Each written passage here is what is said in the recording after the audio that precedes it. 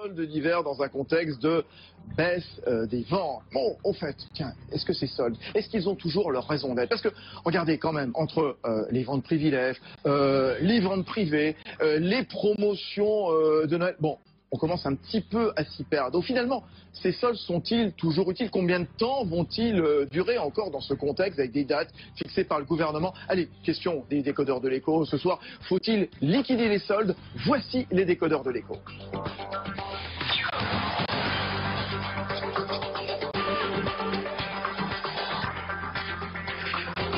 L'écho s'éclaire sur BFM Business. Fabrice Lundi reçoit les décodeurs de l'écho.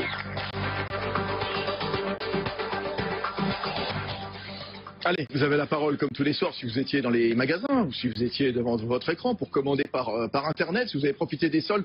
Allez-y, dites-nous ce que vous en pensez quand même. Est-ce qu'il faut liquider les soldes, hein? Allez-y, le compte Twitter des décodeurs de l'écho, l'adresse mail également, lesdécodeursdelécho@bfmbusiness.fr. Je vais vous présenter dans un instant nos décodeurs de ce soir. On est ensemble en direct jusqu'à 20h30. Il y aura une rediff tout à l'heure, comme tous les soirs, à 23h30 sur BFM Business, à la télé, à la radio. Trois grands chapitres, trois grandes questions.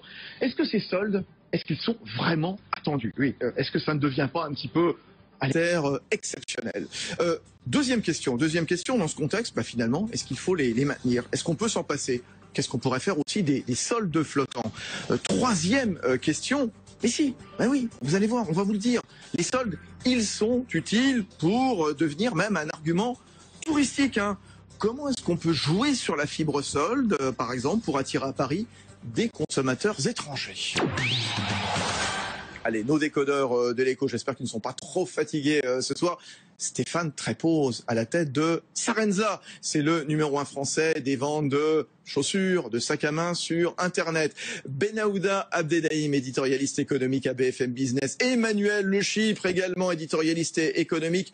Rodolphe Bonas, donc le spécialiste du retail à la tête de son cabinet de conseil, CACOM. Et puis tout à l'heure à 20h, notre décodeur de 20h, une invitée, oui, qui fait foi dans le milieu. Pétillante, hein, c'est Nelly Rodi. Elle est chasseuse de tendance, c'est la vice-présidente de la Chambre de commerce et d'industrie de Paris. Alors les soldes, bien sûr, c'est un rendez-vous que les enseignes ne louperaient pour rien au monde, hein. Tous les efforts ils sont déployés pour attirer dans les boutiques, hein, le consommateur. Et tiens, et pourquoi pas en profiter justement pour inaugurer de nouveaux magasins, un nouveau magasin. C'est le cas du costumier français Smuggler. Reportage ce matin, place des Ternes à Paris. Jean-Baptiste Huet. Dans cette boutique de vêtements place des Ternes à Paris, on a travaillé jusqu'à 3h30 du matin pour être prêt. D'abord parce que c'est le premier jour d'ouverture, et puis bien sûr parce que ce sont les soldes. D'ailleurs, on termine tout juste les derniers déballages, les étiquettes sont en place, les vestes alignées. En fait, pour tout commerçant qui se respecte, impossible de passer à côté de l'événement. Confirmation de Gilles Attaf, le président de Smuggler. C'est une période qui est fondamentale pour nous parce qu'effectivement, aujourd'hui, on a besoin de reconstituer notre trésorerie. Donc, il est clair que l'hiver a été relativement doux. Alors, pour tous les produits un petit peu lourds, que ce soit les pulls en cachemire, les manteaux, les parkas, ça a été un petit peu difficile. Donc, c'est vrai que c'est une période qui est fondamentale pour nous. Ceci étant, on compte beaucoup sur l'engouement des soldes et sur un peu la dynamique que peut procurer les soldes pour déstocker et pouvoir repartir sur une nouvelle saison. Ici, on a fait un choix, fabriquer les vêtements en France, à Limoges. Le fabriquer en France est devenu un véritable argument marketing. Les Français sont de plus en plus sensibles aux produits maison. Alors c'est vrai, les produits Made in France sont parfois considérés comme étant un peu plus chers, mais aussi beaucoup plus qualitatifs. D'ailleurs, pour Gilles Attaf, les soldes sont justement l'occasion de venir le vérifier. On a eu des clients qui sont venus nous voir suite à pas mal de communications qu'on a eues sur notre produit Made in France et qui se sont dit on va venir au moment des soldes parce que nous aujourd'hui on n'a peut-être pas encore les moyens de pouvoir acheter un produit chez Smuggler, mais on serait ravis au moment des soldes de faire justement un test et de voir que le Made in France est un produit vraiment différent. Mais attention, solder, c'est bien, mais cela ne suffit plus. Même si on affiche ici des rabais pouvant aller jusqu'à 50%, il faut aussi savoir proposer aux clients toujours plus de services. Retouches gratuites, conseils sur les tailles, les tissus, communication sur les réseaux sociaux.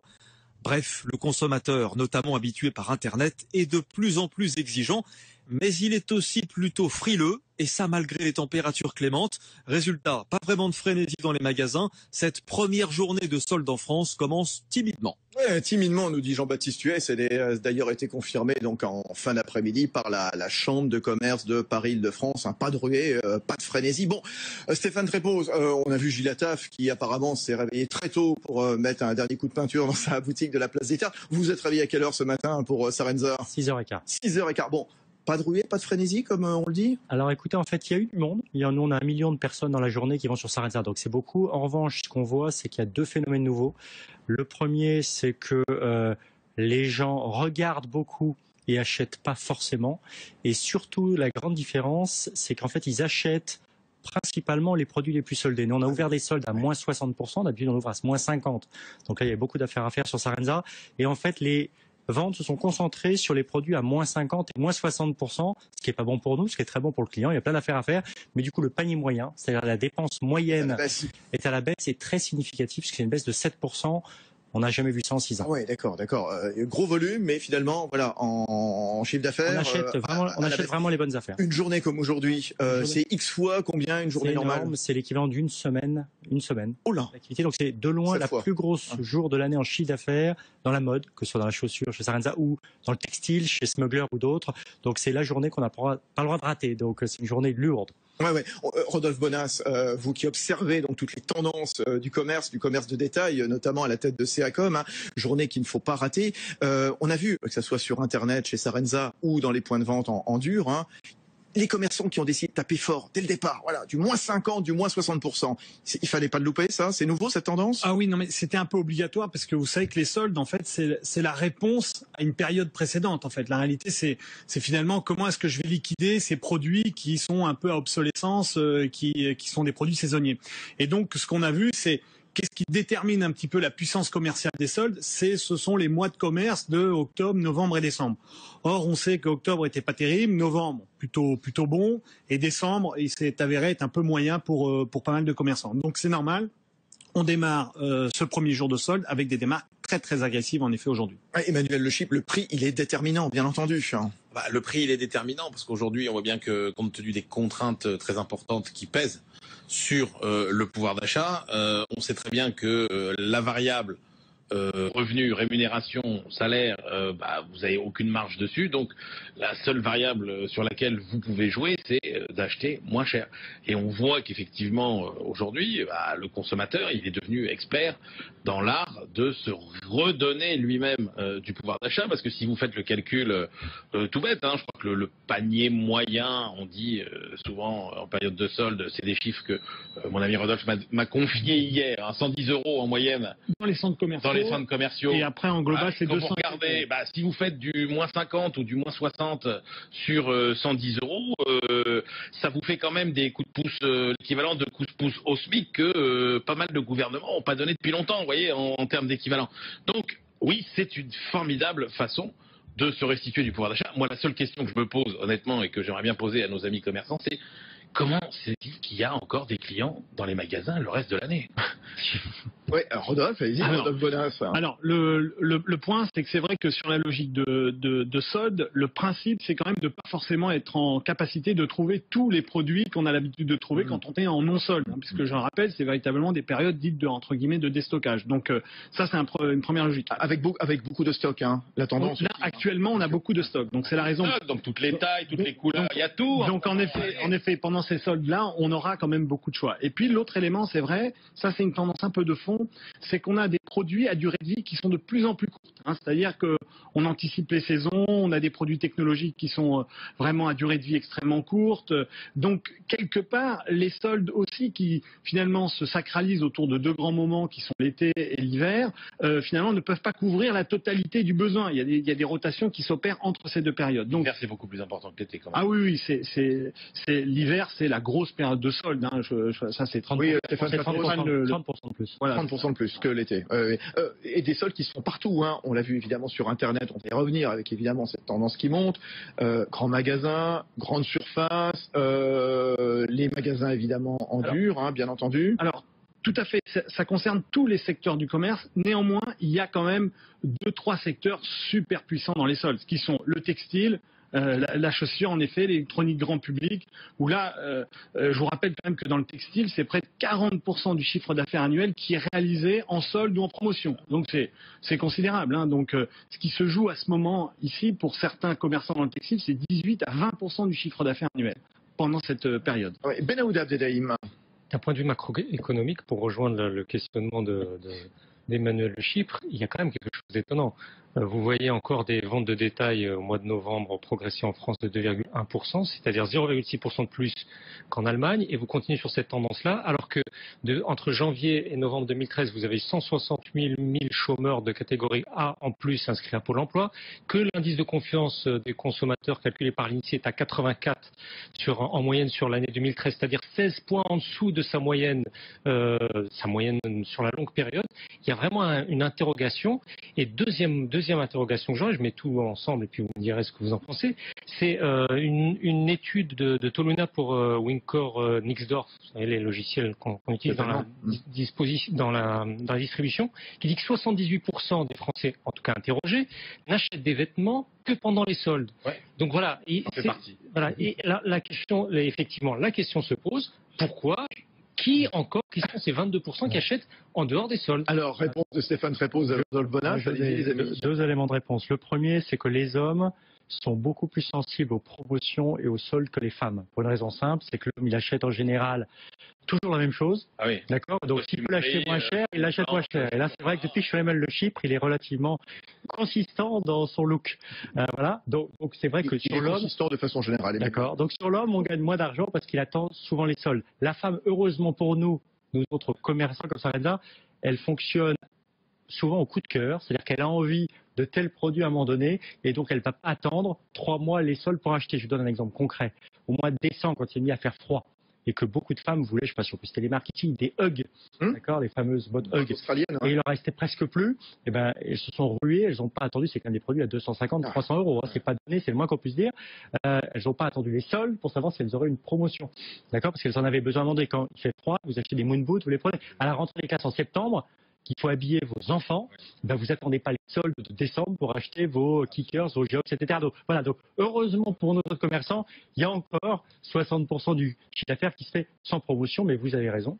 Aujourd'hui, le consommateur, quand il peut faire une affaire, il l'a fait. Mais comment vous expliquez cette décorrélation entre une morosité macroéconomique constante et de plus en plus importante et effectivement qu'il n'y a pas de décrochage dans les ventes de détail et notamment pendant les périodes. Rodolphe Bonas, CACOM. Alors, je vais donner deux éléments de réponse. Le premier, tout d'abord, c'est on a commencé à en parler pas mal, c'est que d'année en année, l'agressivité commerciale des commerçants est de plus en plus forte. C'est-à-dire que quelque part, face à la baisse du pouvoir d'achat, les commerçants jouent à plein leur rôle en développant des concepts, en développant des promotions, en mettant en place en effet des périodes de soldes de plus en plus agressives. Donc du coup, il y a des opportunités commerciales qui se créent. Et puis en parallèle de ça, je rebondis sur un outil qu'on a créé ensemble ici à BFM, qui est le baromètre du pouvoir d'achat, où on a vu de baromètre en baromètre qu'en effet, les Français compensaient cette baisse du pouvoir d'achat en partie en allant puiser un peu quand même dans leur épargne. C'est-à-dire que pour les Français qui ont un peu d'épargne, ils compensent en fait cette baisse de pouvoir d'achat en puisant un peu dans leur épargne. Donc on trouve deux phénomènes, à la fois une agressivité commerciale des commerçants qui est de plus en plus forte et qui se joue sur le terrain, et de l'autre côté des Français qui acceptent de taper un peu dans leur épargne pour pouvoir continuer à conserver une consommation importante. Juste une question avant qu'on aborde la question qui nous motive ce soir. Oui, est-ce que ces soldes ont toujours leur raison d'être, hein. Plus on casse les prix, est-ce que la marque n'est pas abîmée, Stéphane Trépoz? Ça ne sert pas effectivement la marque. Maintenant, les gens font la part des choses. Ils savent qu'à un moment, il faut qu'ils achètent plein pot. Puis à un moment, ils peuvent acheter en promotion. La marge, ça sert pas. Voilà, c'est la marge, exactement. C'est ça. C'est d'un point de vue économique, c'est la marge des commerçants que ça ne sert pas. Maintenant, pour répondre au point qui avait été fait tout à l'heure, quand on dit oui, absolument. Quand on dit que ça ne décroche pas, les ventes de mode de textile en France ont quand même baissé de 1,2% sur les 11 premiers mois de l'année. Et décembre n'a effectivement pas été fameux. Donc on sera sur une année où les ventes de mode ont baissé en France. Ça avait déjà baissé l'année d'avant. D'accord. Heureusement pour nous, la chaussure, c'est plus un produit d'usage, donc c'est relativement flat, étal. Mais on a quand même un décrochage quelque part. Un mot, Ben Aouda, et on se retrouve dans un instant Sur cet effet de l'agressivité des prix sur les marges, le Credo, qui a 2 ans maintenant, c'était en 2012, a fait une étude notamment en Grande-Bretagne, où il y a eu en 2011, hiver 2011, une agressivité extrêmement importante sur les prix, et ça s'est tout de suite reporté sur les marges des entreprises de distribution, et ça a pesé très sérieusement sur leur bilan comptable. Bon, allez, on se retrouvera dans un instant et je redémarrerai avec vos commentaires sur le compte Twitter des décodeurs de l'Écho, commentaires d'un Parisien fidèle à l'émission aux décodeurs, commentaire de Christophe Laurent. Restez avec nous, les décodeurs de l'Écho. Est-ce qu'il faut liquider les soldes? Est-ce qu'ils ont toujours leur raison d'être? À tout de suite. Ouais, les soldes, vous en avez peut-être profité aujourd'hui. Oui.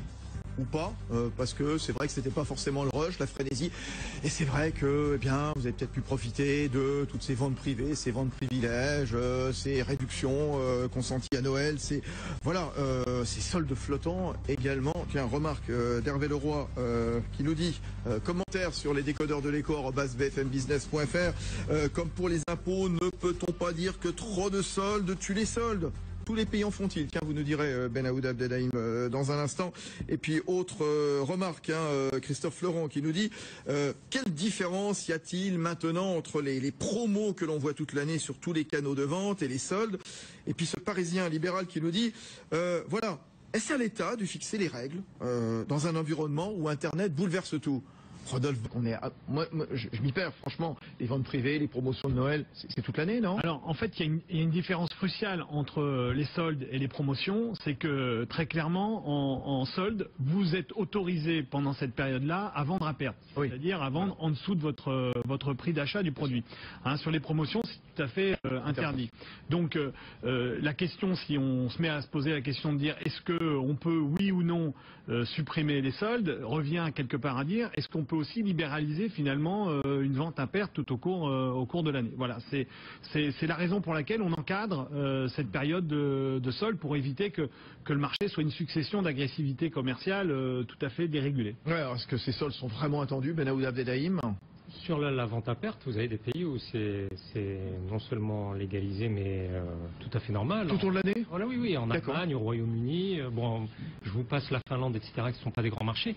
Et surtout, la justice européenne, en mars 2013, a rendu un arrêt très important, interdisant l'interdiction de la vente à perte en Belgique. Or, apparemment, la législation commerciale belge et la législation commerciale française sont très proches. Donc, est-ce que finalement la justice européenne, s'il n'y a pas un certain nombre de contentieux français qui vont être introduits auprès de la justice européenne, vont finalement battre en brèche ce principe d'interdire la vente à perte en dehors des périodes de solde?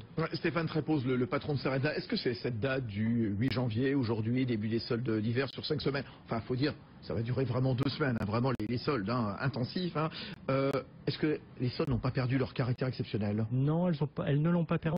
Elles ne l'ont pas perdu. Même sur Internet, on le voit, il y a des promos avant, on peut commander avant, et puis on valide aujourd'hui le panier. Je vais vous donner un exemple concret. Sarenza, c'est 50 000 modèles différents et 1 million de produits, d'accord, et 700 marques de chaussures.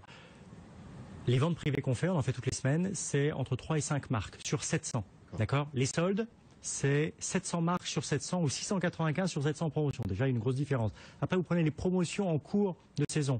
On va peut-être avoir, sur les 50 000 modèles qu'on a, de l'ordre de 5, 10, 15 000 modèles, si c'est une très grosse promotion, qui sont en solde. Pendant les soldes, on a tout ou presque en solde. Donc, vous voyez, il y a une très très grosse différence. Dernière chose, on parle beaucoup des ventes privées, parce que c'est le grand sujet à la mode, vous avez remarqué là, depuis aujourd'hui, chez tous les médias, par rapport aux soldes.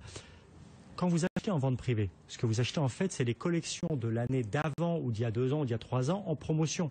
Quand vous achetez en solde là, c'est la collection en dernière cours. collection. Vous achetez, donc il y a une très grande différence. Et évidemment, les sites de vente privée ont intérêt à entretenir le flou parce que c'est leur intérêt. Mais la vérité, c'est que c'est pas la même chose. Donc voilà, après, il y a des choix à faire. Vous voulez le produit à la mode tout de suite, vous allez l'acheter plein pot. Oui, vous êtes comme Emmanuel Le Chypre, la jurisprudence Le Chypre, vous achetez qu'en solde tous les 6 mois, tant mieux pour lui, d'accord. Heureusement qu'il y en a qui veulent être plus à la mode que lui. Il est beau toute l'année, Emmanuel. Quand même, Rodolphe, je crois que c'est l'Institut français de la mode qui notait l'an dernier que avec 18% des ventes de vêtements, les promotions font quasiment jeu égal avec les soldes traditionnels à 19%. Oui, tout à fait, oui. Tout à fait exact. Hein, c'est 50-50, c'est la moitié. 40% se fait solder et promotionner, 20% à peu près en solde, 20% à peu près promotionné. Bon, mais sur après pour cette organisation quelque part des soldes, n'oublions pas que c'est aussi un grand moment commercial aussi. C'est-à-dire que quand vous avez 3/4 des Français qui déclarent participer, du moins avoir envie, dire je vais participer à ces soldes, il y a quand même un événement commercial derrière. Donc dire on va désacraliser ce moment, je pense qu'on perdrait quand même une opportunité commerciale importante. Je n'écoute pas que BFM Business toute la journée. Bon, j'écoute un petit peu les musicales quand même dans ma voiture. Bon, vous avez inondé tous les spots des radios musicales, hein, Stéphane Trépeau, ce matin. Oui, pour une raison simple, c'est que c'est le plus gros jour de l'année en chiffre d'affaires. Ouais. Donc si Sarenza plante sa journée d'aujourd'hui là, eh ben on fera pas notre objectif du mois. Combien de spots vous avez acheté là? J'en sais rien, on en a acheté, on avait une dizaine, une quinzaine sur chaque radio. Ouais, bah c'est bien, je les ai entendus. Hein. Ouais, bon. Oui, Benaouda Abdelhaim, c'est une remarque qui a été faite, une question qui nous a été posée, je crois, par Hervé Leroy là tout à l'heure. Hein. J'ai encore bien d'autres remarques, hein, Christophe qui ajoute, oui, à propos les soldes qui peuvent casser les marques et les repères sur les prix. C'est vrai, il n'y a pas de solde chez Vuitton, hein. Il n'y a pas de solde dans non, malheureusement, il y a quelques grandes marques qui ne font pas de solde. Emmanuel, oui, tout à fait. Oui, Benaouda, les soldes, c'est un système spécifiquement français avec le gouvernement qui fixe comme ça les dates de façon arbitraire. Janvier, je ne sais pas, fin juin, on sera quel jour, mais bon. Et on a parlé de l'intervention de la justice européenne, mais on se rend compte que finalement, depuis surtout 2 ans, l'Europe du Sud qui résistait à ce mouvement de libéralisation a cédé. Vous avez eu Mario Monti qui a engagé un mouvement de libéralisation dans le commerce sur les soldes. Vous avez l'Espagne où la loi espagnole de juin 2013 a bouleversé finalement le système des soldes. Vous pouvez maintenant, c'est libéralisé. Vous devez continuer dans la loi espagnole à donner des dates de début et de fin pour les soldes, mais vous pouvez décider que c'est en mars, vous pouvez décider que c'est en juin, vous pouvez décider. Et ça, vous êtes dans des marchés qui étaient plus proches de la France que ne le sont le Royaume-Uni ou l'Allemagne. On se moque un peu à l'étranger de notre système, donc ça fait, qui régule toujours. Voilà, ça fait le charme un peu de. Encore une fois, cet après-midi sur CNN, la présentatrice disait voilà, c'est le gouvernement qui décide quand on a le droit ou pas de faire les soldes dans une sorte d'économie administrée. C'est un peu la notion qu'il y a. En même temps, je regardais un guide, apparemment c'est Fodor's Travel qui est un éditeur américain de guides de voyage. Mais 6 bonnes raisons d'aller à Paris cet hiver. La première, c'est parce qu'il y a des soldes. Donc il y a encore ce charme de ce moment-là qui est associé à Paris. Oui, les soldes d'arguments touristiques. On en reparlera spécialement avec notre décodeur de 20h tout à l'heure. Nelly Rodi, c'est la vice-présidente de la Chambre de commerce et d'industrie de Paris. Elle est surtout, c'est une star, c'est la chasseuse de tendance. Stéphane Trépeau, Emmanuel Le Chypre, un remarque sur ce que disait Benaouda tout de suite. Oui, c'est un sujet pas simple. Hier, Sylvia Pinel, la ministre des PME, visité notre entrepôt de Sarenza à Beauvais. Oui, absolument. Et on a parlé, elle m'a dit de quel sujet vous voulez parler. Je lui ai dit, écoutez, vous avez un sujet politique avec un grand P à discuter qui est le suivant, qui est qu'en fait, selon qu'on casse ou non le calendrier commercial, c'est-à-dire solde ou pas solde, vous avez un arbitrage à faire, et j'en ai parlé avec Nicolas Sarkozy à l'Élysée, je me souviens très bien, et j'ai posé la même question hier. Il y a un arbitrage à faire, pouvoir d'achat, emploi. Je m'explique. Est-ce qu'avec Internet, on pourrait vendre toutes les marques d'habillement 10% moins cher tout le temps? La réponse est oui. Donc est-ce qu'on peut baisser les prix, rendre le pouvoir d'achat? La réponse est oui. Si on le fait, moi, Sarenza, je serais beaucoup plus gros, j'aurais beaucoup plus d'argent, tout va bien.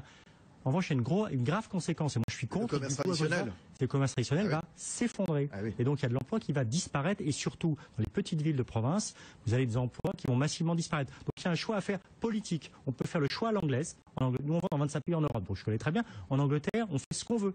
Donc je peux casser les prix tout le temps si j'ai envie. Elle répond, Madame Pinel, elle a une réponse? Oui, elle a fait. Oui, j'ai une dépêche AFP hier soir du coup à Beauvais, et puis elle en a reparlé ce matin. Elle a dit concrètement, à l'instant T, on ne veut pas toucher au système actuel de soldes 5 semaines par an, enfin par saison, et de soldes flottants 1 semaine de plus. Et je pense qu'elle a, de ce point de vue-là, raison. Si on fait un choix d'emploi. Si on fait un choix de pouvoir d'achat, c'est autre chose. Ouais, Emmanuel de Chypre. Oui. Non, c'était un peu ce que je voulais dire, c'est-à-dire qu'effectivement, il va bien falloir arbitrer entre les deux. On voit bien que pour un gouvernement, et ça explique un petit peu aussi pourquoi dans ces périodes difficiles, les gouvernements espagnols ont cédé, etc. C'est que quand vous n'avez plus aucun levier sur le plan de la politique économique pour essayer de relancer votre consommation, de donner du pouvoir d'achat, la tentation, elle est très forte de se dire on va faire baisser les prix. Hein, on voit bien les faits. Mais là, effectivement, ça se joue sur l'emploi. Et Nicolas Sarkozy avait essayé de le faire quand il avait été élu, en essayant notamment en poussant les grandes surfaces encore à baisser les prix. Eh bien, qu'est-ce qu'on voit aujourd'hui? Que c'est un véritable carnage. Et je parle sous le contrôle de Rodolphe Bonas, que c'est un véritable carnage au niveau des sous-traitants et des fournisseurs des grandes surfaces, que vous avez tout un tas de petites PME qui faisaient dans l'agroalimentaire, etc., et qui ont mis la clé sous la porte parce qu'elles n'ont pas supporté la pression exercée par les grandes surfaces au nom macroéconomique du pouvoir d'achat. Alors quel avenir pour les soldes, hein? Quel système donc pour les soldes? Benaouda Abdelrahim, il faut y toucher. On a entendu dans la bouche de Stéphane Trépoz la réponse de Madame Sylvia Pinel, donc en charge du commerce dans le gouvernement français, on le rappelle bien sûr. Bon, pour l'instant on touche à rien. Hein. Il y a un point apparemment, alors toujours en faisant référence aux déclarations qu'elle a eues à Beauvais, apparemment elle semble vouloir bouger sur, hein, c'est vraiment conditionnel, sur finalement l'harmonisation des dates avec le Royaume-Uni, parce que le Royaume-Uni ça commence le 26, il a dit qu'apparemment le 26 décembre. Oui, 26 décembre. C'est un lendemain de Noël. Il faudrait peut-être songer à s'aligner face au principal concurrent de Paris qui est Londres. Mais voilà, ce n'est qu'une piste qui est évoquée. Il faut vous avez juste par rapport à cette idée de Noël, il y a quand même, il faut le dire, hein, et c'est là qu'on voit aussi la pression du pouvoir d'achat. Il y a, je crois, un tiers des gens qu'on ne... C'est vous, c'est Acom. C'est Acom qui a fait avec LSA et Ipsos. Et ben voilà. Donc, il y a en fait après Noël. C'est ça. On a un tiers des Français voilà, il y a un tiers des Français qui ont déclaré vouloir décaler leurs achats de Noël au moment des soldes, hein, et dont 17% surtout des moins de 35 ans déclaraient eux-mêmes dire qu'ils l'avaient déjà fait. C'est-à-dire qu'ils avaient dit écoutez, cette année je te donnerai pas ton cadeau le 25 décembre, mais je le donnerai plutôt à partir du 8 janvier. Donc c'est-à-dire on l'aura le Noël orthodoxe, c'était hier Noël. c'est à peu près ça. Alors pour revenir sur quand même sur en effet l'aspect plutôt gouvernemental, il est clair qu'on est au cœur d'une question quand on traite cette problématique des soldes flottants, etc. On est aussi au cœur de la question finalement de la gestion du commerce en France, c'est-à-dire qu'on peut y mettre aussi les problématiques d'ouverture des commerces le dimanche, les problématiques d'ouverture des commerces au-delà de 21h. Et ça, vous avez raison, parce que tout à l'heure, c'est un ensemble qui parlait de soldes, arguments touristiques, voilà. Je ne sais plus, et c'est vrai que je veux bien que ça soit un argument touristique.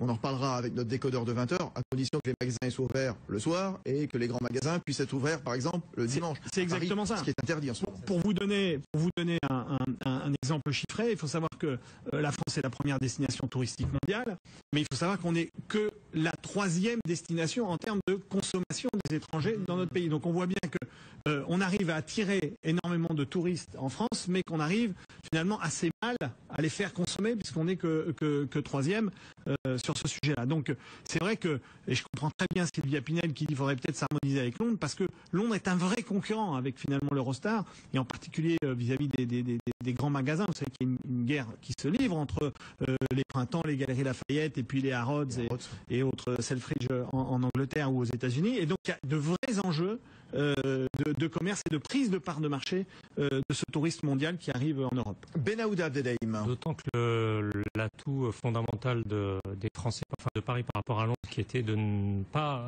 imposer de visa aux touristes chinois à sauter, est en train de sauter à la demande de David Cameron.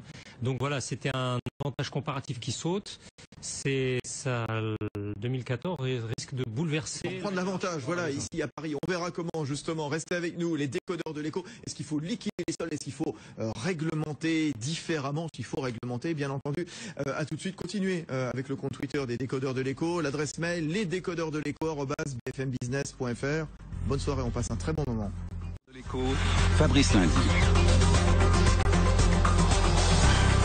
Le coup d'envoi des soldes, les soldes d'hiver aujourd'hui pendant 5 semaines. Bon, disons ça va être vraiment le rush pendant 15 jours. Oui, si on peut parler de rush, pour l'instant ça n'a pas démarré non plus dans une grande frénésie. C'est Stéphane Trépoz à la tête de Sarenza qui le disait tout à l'heure, compte tenu du fait que, eh bien, il a consenti des rabais à moins 50, moins 60% dès le premier jour. Le public s'est précipité sur ces offres. Hein. Il y a eu vraiment un gros volume, mais finalement le chiffre d'affaires s'est retrouvé à la baisse. Bon, quand même, la question qu'on se pose ce soir, est-ce qu'il faut liquider les soldes? Oui, parce qu'il y a eu quand même beaucoup de soldes privés, de ventes de privilèges à Noël, bon, des invitations diverses et variées. Est-ce que ces soldes sont utiles pour remonter la pente? On voit le marché français de l'habillement qui est en repli continu depuis la crise de 2008. Il y a eu beaucoup de stocks. Rodolphe Bonas. Bon, en quoi c'est utile? Alors c'est plus qu'utile, c'est-à-dire c'est indispensable pour arriver à déstocker. Sinon vous vous retrouvez avec un stock en magasin, si vous voulez, que vous ne revendrez jamais. En fait, le principe de collection et le principe d'obsolescence en fait finalement des produits, de saisonnalité de ces produits a un effet terrible. Alors les soldes, il faut savoir aussi que ça permet aussi dans certains cas de mettre en œuvre aussi des innovations commerciales qu'on pourrait pas faire habituellement. Hein. Alors là j'ai vu qu'on faisait des soldes en fonction bien sûr de votre montant dépensé, en fonction de votre âge. Hein. Vous avez 45 ans, on vous fait 45%. Vous avez vu ce matin des Iguales qui vous proposaient de venir chez eux en petite tenue, c'est-à-dire eh bien ils vous donnaient le haut et le bas. Hein. Ils avaient fait en Espagne, c'était vous veniez carrément nu. Bon bah là, enfin à Paris, on est un peu plus soft et donc on. J'y étais. Non, pas du tout. Et donc on vient. Donc c'est vrai que les soldes aussi permettent quand même aux commerçants de dynamiser à la fois les clients, de dynamiser le commerce. Et je pense que ça donne quand même une puissance parce que il y a ce côté où c'est toute la famille du commerce en fait qui embarque cette période. Il y a un côté festif, il y a un côté innovation qui doit l'être, oui. Hein, ce qui doit de plus en plus l'être parce que c'est ce qui à mon avis redonnera du sens à cette période commerciale. Oui, redonner du sens, donc essayer de déstocker parce que c'est vrai il y a de moins en moins de monde dans les magasins. Mais je vous pose la question, vous le pape du retail en France, Rodolphe Bonas à la tête de CACOM, il y a moins de monde dans les magasins, mais on continue d'ouvrir des magasins, bon, parce que c'est pas un peu incohérent. On ouvre des grands centres commerciaux, Aéroville à côté de Charles de Gaulle, Beaugrenelle pas très loin d'ici de BFM Business dans le 15e arrondissement, avec de très beaux centres commerciaux. Bon, ça sert à quoi finalement? Alors, en réalité, on se rend bien compte que finalement les magasins qu'on ouvre ne ressemblent pas aux magasins qu'on ferme aujourd'hui. Hein. C'est-à-dire que les magasins d'hier sont des magasins qui, bien sûr, ont comme vocation et pour vocation de donner des prix et des produits. Les magasins d'aujourd'hui, c'est des magasins qui donnent prix, produit, plus expérience d'achat. Donc on va trouver dans les magasins d'aujourd'hui du digital embarqué, on va trouver du conseil, on va trouver de la sensation, pouvoir... vous savez, les Français le disent d'ailleurs, quand on leur pose la question de savoir est-ce que vous préférez aller plutôt dans les magasins ou plutôt sur Internet, ils disent qu'ils aiment énormément aller sur Internet, énormément aller dans les magasins, énormément aller sur Internet parce que c'est efficace, ça va vite, c'est rapide, mais énormément aller dans les magasins parce qu'on peut toucher, sentir les produits, les voir, les comparer et aussi parfois être en contact avec une offre qui était inattendue, soit une innovation, soit un produit auquel on n'avait pas forcément pensé. Donc je crois vraiment qu'on se dirige non pas vers la fin d'un modèle par rapport à un autre, mais plutôt vers la mutation d'un modèle via l'existence d'autres modèles. Témoignage Stéphane Trépoz, donc à la tête du numéro 1 français des ventes de chaussures sur Internet, Sarenza. Non, mais je suis d'accord avec ce qui a été dit. Je pense que, en revanche, il va moins s'ouvrir de magasins, nettement moins qui s'en est ouvert par le passé, ne resteront que les meilleurs, clairement. Et après, chaque circuit de distribution, Internet en ce qui nous concerne, les magasins en ce qui concerne ce qui vient d'être évoqué, devront trouver un moyen de se différencier, de donner une raison aux gens d'acheter. Donc effectivement, nous, notre inconvénient sur Internet, c'est quoi? Sur Sarenza, vous ne pouvez pas toucher la chaussure, on est d'accord, vous ne pouvez pas, ou le sac. En revanche, on prend 8 photos sous tous les angles pour que vous puissiez voir le produit. D'accord? En magasin, vous pouvez avoir le produit tout de suite si vous l'achetez. Nous, c'est pas le cas. Qu'est-ce qu'on fait? On lance la livraison en 24 heures pour que vous ayez le produit demain. En magasin, quand vous achetez en sol, vous ne pouvez pas rendre le produit. Nous, c'est le fameux ni repris ni échangé. Nous, vous pouvez renvoyer le produit même en solde pendant 100 jours. Vous voyez, chacun se bat avec ses petites armes. Nous, on a du choix. Ça, cette politique, pardon, c'est quelque chose que vous avez choisi vous-même, absolument, chez Sarenza, oui. ou qui vous est imposé par une législation non, pas du tout, européenne? Non, c'est un choix qu'on a fait. La législation dit que vous devez donner un délai de rétractation pendant 8 à 10 jours. Sur Sarenza, c'est 100 jours pour renvoyer le produit et en plus, on rembourse en cash, pas en bon d'achat. Donc, chacun doit jouer sur ses leviers marketing. marketing. On a parlé tout à l'heure de l'emploi, emploi contre pouvoir d'achat, la pérennité de magasins dans les villes moyennes. Par exemple, on a vu aujourd'hui, c'était à la une du Parisien, l'appel de librairies, des petites librairies soutenues par les sénateurs pour dénoncer un peu la concurrence déloyale de Amazon. Le commerce traditionnel, il va perdurer donc face à la montée donc constante de l'Internet. Alors, clairement, le commerce traditionnel va continuer à perdre des parts de marché. Et encore une fois, ceux qui resteront seront ceux qui sauront se différencier, donner une bonne raison aux gens d'y aller.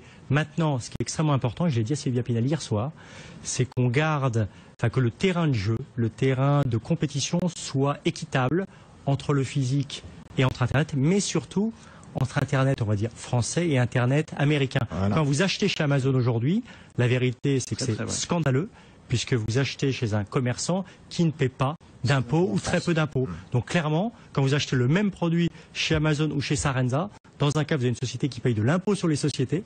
Dans l'autre cas, vous avez quelqu'un qui optimise par des filiales un peu partout pour ne pas payer d'impôts en France. Après, c'est un acte citoyen à faire. Ouais, mais enfin, en même temps, Sylvia Pinel, de bonne volonté, elle n'y peut absolument rien. Hein. Elle me dit qu'elle se bat avec ses collègues qui sont très conscients du problème et que c'est un sujet pan-européen, ce qui est vrai. Mais on n'y arrive pas à trouver une solution. Emmanuel Le Chypre. Oui, il y a de l'innovation chez les commerçants, mais grosso modo, il y a quand même que les gros qui s'en sortiront. Il y a de l'innovation, oui, parce qu'aujourd'hui, moi, je trouve ça assez étonnant quand vous regardez un film comme Minority Report, par exemple, qui était censé se passer en 2040. Il y a déjà des choses que on voit dans Minority Report. Un peu dépassé déjà ce film. Bah si, qu'on trouve. Oui, mais on est en 2013. On est 14, en 2013, 14, et on trouve. Non, l'émission est en direct, rassurez-vous. 19h53, maman, c'est quoi. On est en 2014 et il y a déjà des tas d'innovations qu'on peut voir déjà dans les magasins. La seule chose, c'est que il faut pouvoir les mettre en œuvre et que il faut voir que la France, c'est pas Paris, et que alors je vais pas citer les travaux. Il y a des travaux d'économistes, sociologues, etc. qui le montrent. Hein. Aujourd'hui, la France, c'est quoi? C'est 25 grandes villes qui s'en sortent, et le reste du territoire qui est en train de crever à petit feu. Donc évidemment, il faudra pas s'étonner que dans ces villes, il y aura sans doute des magasins, mais vous trouverez, comme vous trouvez déjà dans la plupart des centres-villes, toutes ces grandes enseignes, toutes ces grandes franchises qui sont les mêmes dans tout partout. Et puis les petits commerces vraiment chez Lulu qui vous fait le sur-mesure, le prêt-à-porter, machin et tout, qui disparaîtra parce qu'il y aura plus la place. Allez, avant de retrouver notre décodeur de 20h, la designeuse Nelly Rodi, Benaouda Abdeldaïm. C'est exactement ce que je voulais dire. Ah bon, alors Rodolphe Bonas, en fait, aussi. Juste très vite, pour dire que le constat, c'est qu'on voit les commerçants traditionnels physiques qui accélèrent énormément pour aller vers le digital, et finalement les commerçants digitaux qui essayent et qui accélèrent énormément vite pour aller vers les attributs du physique. Allez, tout ça va se rejoindre. On se retrouve dans un instant, les décodeurs de l'écho sur BFM Business autour des soldes avec la chasseuse de tendance qui est Nelly Rodi, et toujours avec nous Stéphane Trépoz, Rodolphe Bonas, Benaouda Abdeldaïm, Emmanuel Le Chypre, et continuez sur le compte Twitter. Bonne soirée, on revient vite. L'écho s'éclaire sur BFM Business. Fabrice Lundi reçoit les décodeurs de l'écho. Les décodeurs de l'écho tous les soirs sur BFM Business autour de l'un des grands sujets de l'actualité économique du jour. Et bien entendu aujourd'hui, 8 janvier, le coup d'envoi des soldes d'hiver. Alors c'était pas la frénésie, hein. Tout à l'heure on en parlait avec avec Edwige, c'était le président de la Chambre de commerce et d'industrie de Paris, région Île-de-France, hein, Pierre-Antoine Gailly qui était là. Bon, allez, pas beaucoup de frénésie. Faut dire qu'il y a eu quand même, allez, toutes ces ventes privées, ces ventes privilèges, ces invitations, etc. Voilà, finalement les soldes ont peut-être plus forcément toujours leur raison d'être, même si évidemment on voit des commerçants qui restent arc-boutés. C'est un événement festif, le disait tout à l'heure Rodolphe Bonas à la tête de CACOM. Nos décodeurs de l'écho, justement, Stéphane Trépoz. Hein, Stéphane, c'est le patron de Sarenza, leader français des ventes de chaussures sur Internet. Une journée comme aujourd'hui, c'est l'équivalent d'une semaine de chiffre d'affaires en temps normal. Il est avec nous, bien entendu, Benaouda Abdeldaïm, éditorialiste économique à BFM Business, Emmanuel Le Chypre, Rodolphe Bonas, je vous le citais, donc le directeur général de CACOM, et j'accueille Nelly Rodi. Bonsoir. Bonsoir. Alors Nelly Rodi, hein, c'est une star. Nelly Rodi, c'est ce qu'on appelle une chasseuse de tendance. Elle est à la tête de son agence de style. Elle parcourt le monde entier. On a la chance de la voir ce soir ici dans le 15e arrondissement de Paris. Chasseuse de tendance, elle est aussi vice-présidente de la Chambre de commerce et d'industrie de Paris, en charge de la filière création, mode et design. On va y revenir. J'ai beaucoup de questions à lui poser. Quelqu'un de passionnant. Oui, alors Je vous reprends. Qu'est-ce qui se passe? Je suis fondatrice de l'agence, mais aujourd'hui c'est Pierre-François Deloitte, mon fils, qui en est le président. Très bien, vous êtes fondatrice, voilà qui est rectifié. Oui, rendez-vous que les enseignes ne louperaient pour rien au monde quand même. Allez, les soldes d'hiver, hein, c'est beaucoup plus important que les soldes d'été, c'est 30% plus important que les soldes d'été. Tiens, et justement, certains en ont même profité pour inaugurer une nouvelle boutique. C'est le cas du costumier français Smuggler. Reportage Place des Ternes à Paris avec Jean-Baptiste Huet. Dans cette boutique de vêtements Place des Ternes à Paris, on a travaillé jusqu'à 3h30 du matin pour Place des Ternes à Paris. On a travaillé jusqu'à 3h30 du matin pour être prêt. D'abord parce que c'est le premier jour d'ouverture et puis bien sûr parce que ce sont les soldes. D'ailleurs, on termine tout juste les derniers déballages, les étiquettes sont en place, les vestes alignées. En fait, pour tout commerçant qui se respecte, impossible de passer à côté de l'événement. Confirmation de Gilles Attaf, le président de Smuggler. C'est une période qui est fondamentale pour nous parce qu'effectivement, aujourd'hui, on a besoin de reconstituer notre trésorerie. Donc, il est clair que l'hiver a été relativement doux. Alors, pour tous les produits un petit peu lourds, que ce soit les pulls en cachemire, les manteaux, les parkas, ça a été un petit peu difficile. Donc, c'est vrai que c'est une période qui est fondamentale pour nous. Ceci étant, on compte beaucoup sur l'engouement des soldes et sur un peu la dynamique que peut procurer les soldes pour déstocker et pouvoir repartir sur une nouvelle saison. Ici, on a fait un choix, fabriquer les vêtements en France, à Limoges. Le fabriquer en France est devenu un véritable argument marketing. Les Français sont de plus en plus sensibles aux produits maison. Alors c'est vrai, les produits Made in France sont parfois considérés comme étant un peu plus chers, mais aussi beaucoup plus qualitatifs. D'ailleurs, pour Gilles Attaf, les soldes sont justement l'occasion de venir le vérifier. On a eu des clients qui sont venus nous voir suite à pas mal de communications qu'on a eues sur notre produit Made in France et qui se sont dit on va venir au moment des soldes parce que nous aujourd'hui on n'a peut-être pas encore les moyens de pouvoir acheter un produit chez Smuggler, mais on serait ravis au moment des soldes de faire justement un test et de voir que le Made in France est un produit vraiment différent. Mais attention, solder, c'est bien, mais cela ne suffit plus. Même si on affiche ici des rabais pouvant aller jusqu'à 50%, il faut aussi savoir proposer aux clients toujours plus de services. Retouches gratuites, conseils sur les tailles, les tissus, communication sur les réseaux sociaux. Bref, le consommateur, notamment habitué par Internet, est de plus en plus exigeant, mais il est aussi plutôt frileux, et ça malgré les températures clémentes. Résultat, pas vraiment de freiner dans les magasins. France commence timidement. Oui, timidement. Bon, allez, on va se dire qu'il y aura un petit peu plus de monde ce week-end. Ça dure 5 semaines théoriquement, mais c'est vrai que pendant 15 jours, ça va être le rush. Nelly Rodi avec nous, donc vous parcourez, je le disais, tous les continents, vous êtes chasseuse de tendance.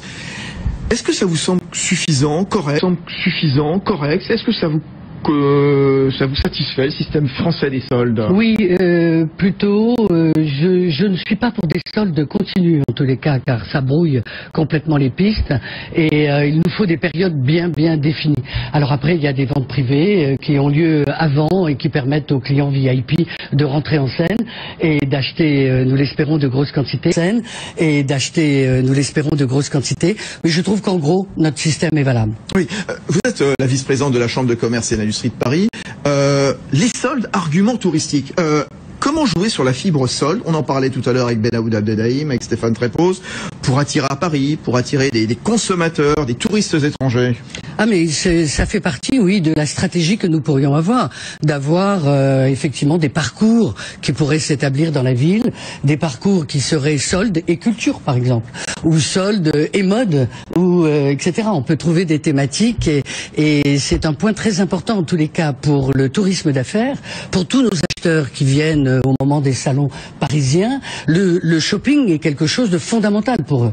Et le week-end d'ailleurs, y compris, je milite beaucoup pour cette ouverture. Ça on va y revenir. C'est pas le tout de vouloir être une capitale des soldes, faut juste que les magasins soient ouverts. Voilà. Ça fera grand-chose. Et sinon, le monde entier est ouvert. Nous savons que Londres, New York, Shanghai, Pékin et j'en passe, et le Japon. Et aujourd'hui, les habitudes ont complètement changé. Et ce repos dominical ne veut rien dire pour une culture à l'autre bout de la Chine. C'est vrai que oui, Rodolphe Bonnard. Oui, c'est d'autant plus intéressant. En effet, il y a l'effet international avec les étrangers qui ne comprennent pas, mais il y a de plus en plus de Français qui ne comprennent de moins en moins parce que eux aussi vont à l'international et ils voient que ce commerce existe. J'étais à Londres mercredi dernier, donc le 1er janvier. mais tout était ouvert. Ah bah oui, tout. 100%. On a vu la CFTC de je ne sais quoi qui a dit oh là là, attention, c'est handicapant d'ouvrir un magasin le 1er janvier. Voilà. Et les habitudes de consommation ont complètement changé. Et aujourd'hui, consommer un dimanche fait partie des nouvelles générations et des habitudes. Alors on va voir ce qui va se passer parce qu'il y a juste une élection municipale donc qui va se tenir fin mars. Hein. Alors Anne Hidalgo, elle se dit prête à réexaminer la carte des zones touristiques où le travail du dimanche est autorisé dans la capitale. Et puis NKM de son côté, elle demande à ce que les zones touristiques où le travail est autorisé le dimanche soient étendues. Avenue Montaigne, Faubourg Saint-Honoré, c'est vrai que c'est fermé actuellement. Les grands boulevards, c'est vrai, les galeries Lafayette où le printemps c'est fermé aussi. Et puis création de zones ouvertes, Porte-Maillot, Bercy Village, comment? Jusqu'au Marais, c'est Jusqu'au ouvert. Marais, parce voilà. que le Marais, lui, est ouvert le dimanche. Oui. Donc les grands boulevards sont fermés, puis pof, dès qu'on prend le bord... chercher l'erreur. Chercher l'erreur. Oui. Rodolphe Bonas. Alors, sur cette logique, une fois de plus, on voit bien que là, au niveau gouvernemental, on avance encore un petit pas. La réalité, c'est que, bon, vous aviez reçu d'ailleurs ici Bricorama qui s'est battu pour ses ouvertures le dimanche. Jean-Claude Borrelier. Voilà, Jean-Claude Borrelier qui s'est battu sur ses ouvertures du dimanche. Mais très clairement, il faut une approche massive parce qu'il y a aussi un autre élément. On a parlé des étrangers, on a parlé de Français qui vont à l'étranger, mais il y a aussi le fait que, en effet, le digital, lui, est ouvert 24 heures sur 24, 7 jours sur 7. Donc, il est ouvert 24 heures sur 24. Ça devient totalement incompréhensible. On est très content que les magasins soient fermés le dimanche. En tant que patron de Sarenza, en tant que citoyen, c'est une absurdité. Totale. À une seule condition, évidemment, c'est que les salariés soient payés plus cher le dimanche et le choix de travailler ou pas travailler. Mais ça a juste occasion. Moi, je suis aux États-Unis ce week-end et c'est clair que dimanche à New York, tout sera ouvert, pareil. Mais Stéphane, sachez qu'aujourd'hui, pour les commerçants que je connais quand même assez bien, vous savez que quand vous faites une demande de volontariat, vous avez beaucoup plus de volontaires que de postes que vous pouvez offrir pour avoir un magasin de dimanche. C'est-à-dire que aujourd'hui, parmi les victimes, hein, il y a bien sûr les clients, mais il y a aussi les salariés. Emmanuel Le Chypre faisait signe. Question, remarque à Nelly Rodi. Non, c'était par rapport au fait que c'est un vrai enjeu, hein, cette affaire des touristes. Je fais référence aux chiffres de l'Office de tourisme de Paris d'hier. Ouais. Plus de la moitié des touristes étrangers en visite à Paris font du shopping. Ouais. Et il y en a même 15%, donc 1 sur 6, qui ne viennent à Paris. Voilà. Tourisme et commerce, ça constitue un ensemble vertueux, Nelly Rodi. Il faut l'encourager. Et je rappelle absolument, qu'il y a 150 000 emplois dans la région de Paris pour la filière mode, création et design, par exemple, plus 60 000 commerces. Donc tout cela représente une économie et nous devons la développer. Et je vais donner quelques chiffres puisque vous citez cette étude de l'Office du tourisme de Paris, Emmanuel Le Chypre, à juste titre. Hein, à Paris, un touriste chinois dépense 6 fois plus en shopping. Les français. Il faut dire aussi que les touristes français, ils sont moins nombreux, donc moins 7% versus les étrangers en progression de 5%.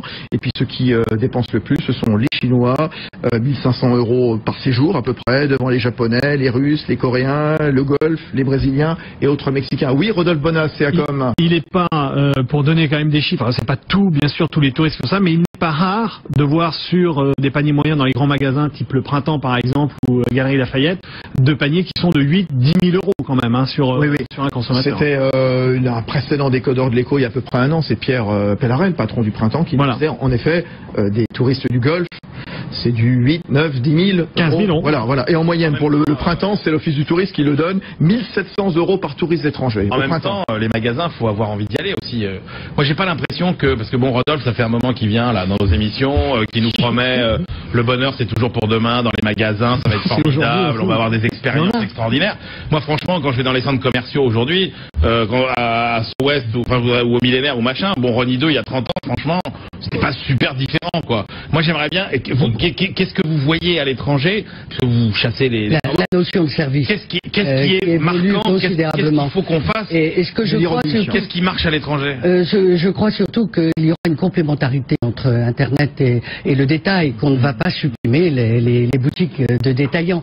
Et le plus que peut apporter le détail, c'est l'expérience, la nouveauté, le service, l'accueil humain. La conciergerie, par exemple. Oui, le fait d'essayer, la conciergerie. Je vais rentrer, on va me livrer mes affaires chez moi. Oui, ou même on peut vous aider à éventuellement réserver un restaurant si vous êtes à 11h, que vous êtes un acheteur étranger. On peut. Des zones d'accueil pour les enfants. Hein, ça existe beaucoup. Ça se fait d'ailleurs. Ça se fait beaucoup aujourd'hui. Il y a Non, mais d'accord. Enfin, il y a trois. Oui, la restauration a complètement compris ça. McDonald's a des espaces pour les enfants, ils donnent un jouet aux gamins. Même la Et les restauration parents y dans des vont. centres commerciaux comme Beaugrenelle, par exemple, ça n'a plus rien à voir avec la restauration qu'on peut trouver dans des centres commerciaux Rony 2 ou d'autres. Enfin, peu importe, je ne vais pas ostraciser Rony 2. Par ailleurs. Oui. Et puis là ici, c'est vrai que sur ce point-là, l'international a peut-être un peu plus d'avance sur l'aspect service parce que il faut quand même donner un point de force sur les éléments du commerce dit physique, c'est que le poids du coût de l'emploi est un élément assez compliqué à gérer. Hein. C'est ça qu'il faut comprendre aussi. C'est-à-dire que pour donner du service, le service, ce sont des gens, ce sont des humains, ce sont des hommes et des femmes qui tous les jours sont dans les magasins. Et ça, c'est toujours quelque chose de compliqué à gérer. Mais si tu vas à SOS, il y a en effet du shopping personnalisé. Vous avez un personal shopper. On garde ta voiture. On s'occupe de tes enfants. Il y a quand même des services qu'on ne voyait pas il y a 15 ou 20 ans. Et maintenant, vous avez une nouvelle chaîne de magasins qui est en train d'ouvrir de très grandes surfaces de 1500 mètres carrés qui vont avoir du maquillage, la mode, les chaussures, mais également du maquillage intégré. À l'intérieur même de cet espace. C'est quoi comme magasin C'est Beau Manoir, ce sont toutes les chaînes Beau Manoir avec toutes les marques de cache-cache, etc. Oui, bien sûr. Toutes les marques, tout un éventail, mais dans lequel, avant, ils ne faisaient que vendre du prêt-à-porter, et aujourd'hui, ils introduisent de la cosmétique pour apporter une animation, justement, dans ces espaces. Et on a aussi de plus en plus de marques aussi qui viennent préempter l'univers du physique. Hein. Si on peut prendre un exemple, alors c'est vrai que c'est pas encore en France, mais ASICS a monté un grand centre du côté d'Amsterdam, où finalement, quand on va acheter sa chaussure de sport, on vit l'expérience d'un grand sportif. C'est-à-dire que l'expérience est fondamentale. Vraiment, on vit ça. C'est-à-dire que il y a un podologue qui est là, ta chaussure est prise en main, on peut tester sa chaussure dans un parc à côté, on revient, elle est façonnée sur place. Donc, il y a quand même. Ça, c'est un peu la réponse donc à Sarenza, aux vendeurs de chaussures sur Internet. Stéphane Trépoz. Moi, je dirais que la bonne nouvelle pour les clients exigeants, ascendants, grincheux comme Monsieur Le Chypre, c'est que la pression d'Internet sur les magasins physiques est tellement forte. Quand vous avez un choix sur Sarenza qui est juste entre 10 et 50 fois plus varié que dans une boutique physique, et ça, le magasin ne pourra jamais changer ça. Quand vous allez vers une logique où on va vous livrer le lendemain matin, quoi que vous achetiez, pour une commande passée par l'après-midi, si le magasin physique ne délivre pas ce qui vient d'être décrit là, clairement, vous avez 10, 20, 30% des clients qui vont voter avec leur souris et avec leurs pieds, c'est-à-dire qu'ils vont arrêter de prendre leur pied d'aller en magasin et vont cliquer avec leur souris et acheter.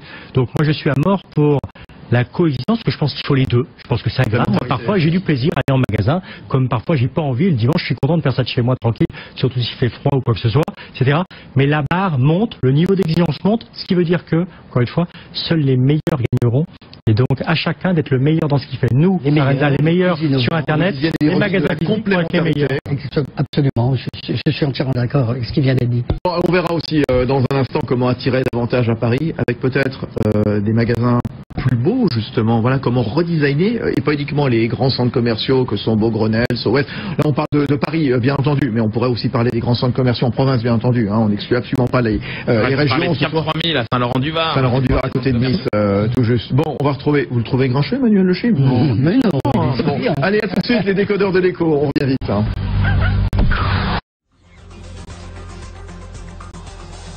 Les soldes donc au cœur des décodeurs de l'écho ce soir sur BFM Business. Toujours vos remarques sur Internet. Hervé qui nous dit, tiens, Stéphane Trépoz, le patron de Sarenza, ceux qui achètent des chaussures sur Sarenza ont sans doute déjà été l'essayer dans un magasin. Est-ce que c'est pas là le problème? Objectivement, c'est assez marginal. On a fait des études pour le savoir, c'est 1% à peu près. Comme on a mis en place ce système de livraison et de retour totalement gratuit, vous n'avez même pas intérêt à aller en magasin. De toute façon, ça ne vous coûte rien si vous commandez un 41, un 42, c'est un homme par exemple, un 38, un 39, c'est une femme, de renvoyer. Et même si vous retournez les deux paires, ça vous a coûté... Il faut aller poster son truc et tout. Mais non, pas le poster, quelqu'un qui vient le chercher, je crois, c'est ça, non? Alors aujourd'hui, vous avez la possibilité soit d'aller à la poste, soit d'aller dans un relais colis. Ça prend 1 seconde et on vous rembourse en 40 minutes. Quand est-ce qu'on viendra le chercher chez moi? Bientôt. Wow. Bon, super, voilà une information donc de Stéphane Trépoz, le patron de Sarenza. Denis Gancel, vous connaissez Denis Gancel, il vient souvent nous voir dans les décodeurs de l'écho, c'est le patron de W Compagnie, il m'envoie un petit SMS. SMS, il me dit « Les espaces commerciaux deviennent des aménageurs de centre-ville pour pallier les difficultés financières des collectivités ».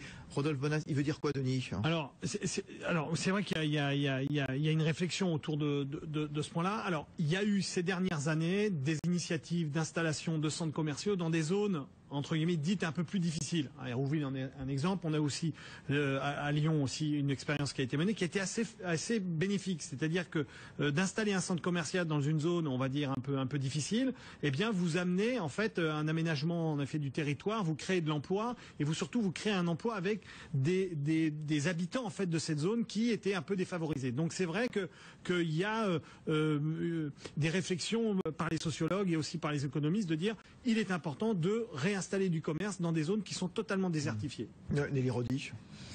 Oui, mais c'est pas simple. Hein. C'est un problème extrêmement compliqué, puisque j'habite moi-même à 40 km de Paris, dans une zone, les Mureaux-Mantes, qui est extrêmement compliquée, et les centres commerciaux de la région ont souffert. Donc il y a une refonte.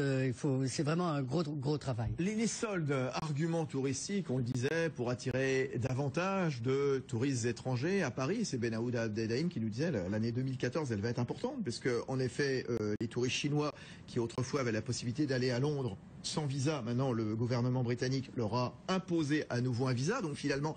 L'inverse. Comment ? En France, à Paris, les visiteurs chinois arrivaient. Non, c'est juste pour dire qu'à Paris, lorsque les Chinois venaient, ils venaient sans visa, mais à Londres, ils devaient avoir un visa. Et maintenant, si je peux me permettre de vous corriger, le visa français était très cher, ce qui faisait un handicap pour les Chinois. Mais ils pouvaient circuler. Et aujourd'hui, Londres vient d'ouvrir. Complètement, ce qui va effectivement sur le plan, enfin je crois qu'on veut dire la même chose. Voilà, c'est ça, pardon. C'est ça. Ce qui va faire une concurrence de la ville de Londres encore plus importante que ce qu'elle n'était jusqu'à aujourd'hui. Alors justement, comment attirer davantage à Paris? Par exemple, tiens, vous, Nelly Rodi, dont vous êtes la vice-présidente de la Chambre de commerce et d'industrie de Paris, vous avez lancé le prix Paris Shop et Design pour valoriser des actions en matière de modernisation du commerce, pas uniquement de la mode, l'hôtellerie également, la restauration. Voilà, les inciter à faire en sorte que les boutiques de Paris soient les plus belles. Oui, je crois que ce qui est d'abord très important, c'est que nous gardions notre place de Paris, capitale de la création. Ça, c'est indéniable. Nous avons des créateurs du monde entier qui viennent à Paris, qui viennent présenter, etc. Et ensuite, le shop, le magasin, il doit être attractif, il doit apporter cette expérience. Il ne l'est pas en ce moment à Paris. On s'est reposé un peu sur nos lauriers de capitale, avec la Tour Eiffel, le Louvre, etc. Par moment, oui. Et la Chambre de commerce essaie d'inciter justement les détaillants, les fameux 60 000 de la filière, mais il y en a beaucoup plus dans l'ensemble, et qui, justement par l'apport d'un concours qui a été fait entre designers, architectes et boutiques, un jury s'est réuni, etc. Et nous avons remis des prix, aussi bien à des restaurants, comme vous l'avez dit, à plusieurs catégories, d'hôtellerie, de magasins de mode, de spa, etc. Et ce prix a lieu, il s'appelle Shop et Design, et il y a lieu tous les 2 ans, c'est-à-dire qu'il va avoir lieu à nouveau. Cette année en 2014. En 2014. Bonas, le directeur général de CEACOM. Oui, c'est toujours intéressant en effet de remettre finalement au cœur de ces enjeux créativité, création, innovation, qui sont finalement les moteurs du commerce. C'est-à-dire que ce qui fait avancer le commerce, ce sont les produits, et ces produits doivent être innovants, créatifs, et les commerçants avancent dans ce sens-là. C'est ce qui appelle l'acheteur. Voilà, il a envie de venir voir. Comment Paris, par exemple, peut-il gagner ou pas la bataille face à Londres? Nelly Rodi, Rodolphe Bonas. Par l'esthétique, par le design, par la création. Par un bel aéroport, par une façon facile d'aller de Roissy. L'aéroport, il est beau, mais après, faut y aller. Faut y aller bien, en ayant des gens aimables qui parlent anglais. Vous savez, on met assez en scène les objets, les vêtements. J'ai l'impression qu'à l'étranger, quand on va à New York, il y a toujours des mises en scène incroyables dans les magasins. Oui, non, ce qui se passe aussi dans certaines villes, c'est qu'il y a des thématiques. Par exemple, Milan, pendant la Fashion Week, tout se met à l'heure de la mode.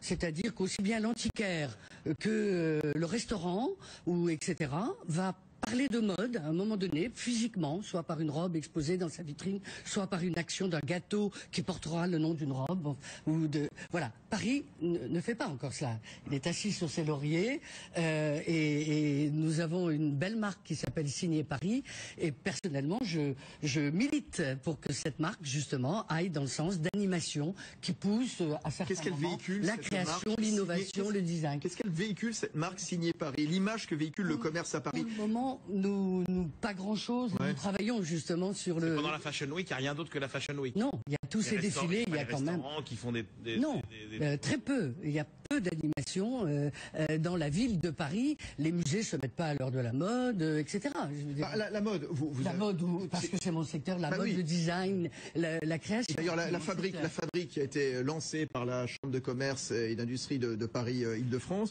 nouvelle école pour accueillir des élèves, 400 élèves dans la mode. C'est vous qui la présidez, hein? Oui, je suis la présidente de cette école. 450 élèves viennent de se rassembler à la Porte Champéret autour de 3 grands axes. La fabrication, d'abord, c'est le fer.